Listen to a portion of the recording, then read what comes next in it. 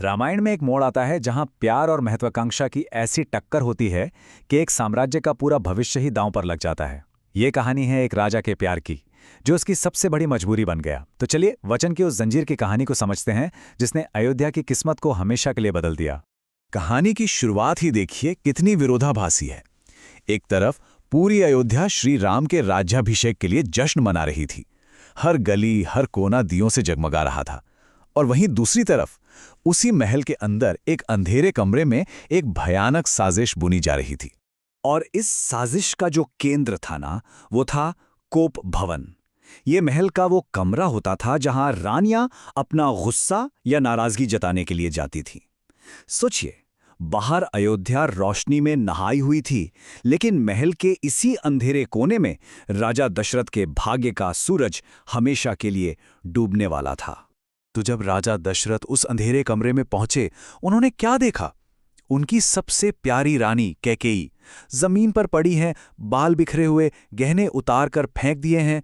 मतलब एक ऐसा नाटक रचा गया था जिसे देखकर किसी भी पति का दिल पिघल जाए। और हुआ भी वही। अपनी प्रिय रानी को इस हाल में देखकर राजा दशरथ का दिल तड़प उठा। वो पूरी तरह से कैकेयी के बिछाए जाल में फंसते चले गए। उन्होंने कह दिया, मांगो, जो मांगना है मांगो, ये सोचे बिना कि उनकी यही पेशकश अयोध्या पर सबसे बड़ा ग्रहण लगाने वाली है।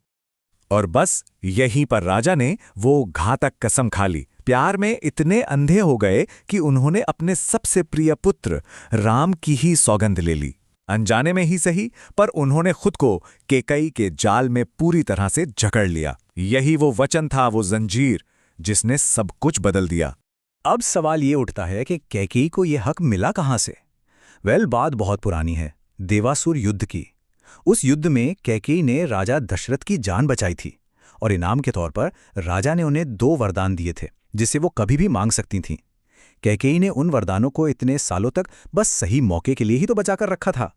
और फिर कैकेयी ने अपने वो 2 अचूक वार किए, अपने वो 2 वरदान मांगे जो राजा दशरथ पर किसी बिजली की तरह गिरे। पहला, मेरे बेटे भरत का राज्याभिषेक हो, और दूसरा, राम को 14 साल का वनवास मिले। बस एक ही पल में राजा की सारी खुशियां चकनाचूर हो गईं। इन शब्दों के बाद उस कमरे में एक भयानक खामोशी छा गई। एक ऐसा सन्नाटा जिसमें एक राजा के दिल के टूटने की आवाज साफ सुनाई दे रही थी। राजा दशरथ तो जैसे सुध-बुध ही खो बैठे। उन्हें यकीन ही नहीं हो रहा था कि जिस रानी से वो इतना प्यार करते हैं, वो इतनी निर्दयी कैसे हो सकती है। वो गिड़गिड़ाए, भरत को राज दे दो, पर राम को वन मत भेजो, मैं मर जाऊंगा। लेकिन कैकेयी का दिल तो पत्थर हो चुका था। ये तो हद ही हो गई। कैकेयी ने क्रूरता की सारी सीमाएं लांघ दी। उसने राजा के ही कुल की मर्यादा को उनके खिलाफ एक हथियार की तरह इस्तेमाल किया। उन्हें याद दिलाया, रघुकुल रीति सदा चली आई, प्राण जाहूं बरु पछनु न जाई। मतलब प्राण चले जाएं पर वचन नहीं जाना चाहिए। इस धोखे का बोझ राजा दशरथ सहन नहीं पाए और बेहोश होकर वहीं गिर पड़े।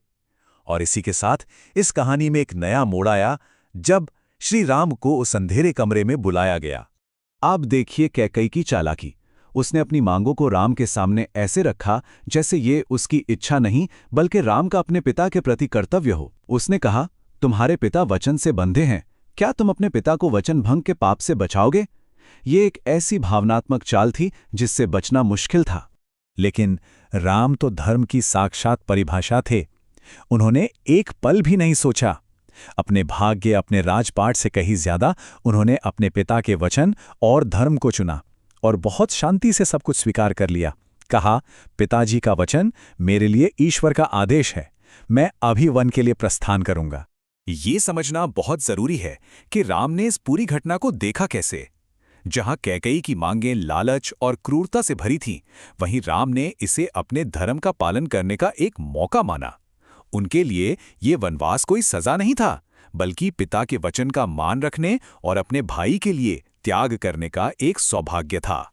जैसे ही ये खबर महल से बाहर निकली, पूरी अयोध्या का माहौल ही बदल गया। जो शहर कुछ घंटे पहले जश्न में डूबा था, अब वो शोक के सागर में डूब गया। जश्न के लिए जलाए गए दिए अब मानो लोगों के आंसुओं से बुझ चुके थे। और फिर आता है इस कहानी का शायद सबसे दिल दहला देने वाला पल। एक लाचार पिता, एक बेबस राजा दशरथ महल की छत से अपने बेटे को वन जाते हुए देख रहे हैं और सारथी से चिल्लाकर कह रहे हैं, रथ धीरे चलाना, धीरे चलाना, शायद शायद मेरे राम का मन बदल जाए। और यहीं पर ये कहानी हमें एक बहुत बड़े सवाल के साथ छोड़ देती है। क्या कोई वचन धर्म और न्याय से भी बड़ा हो सकता है? राजा दशरथ अपने वचन से बंधे थे, ये सच है, लेकिन क्या उस वचन को निभाने की कीमत एक पूरे राज्य की खुशी और एक निर्दोष बेटे का भविष्य होनी चाहिए थी? ये सवाल इस कहानी का सबसे बड़ा नैतिक संकट है।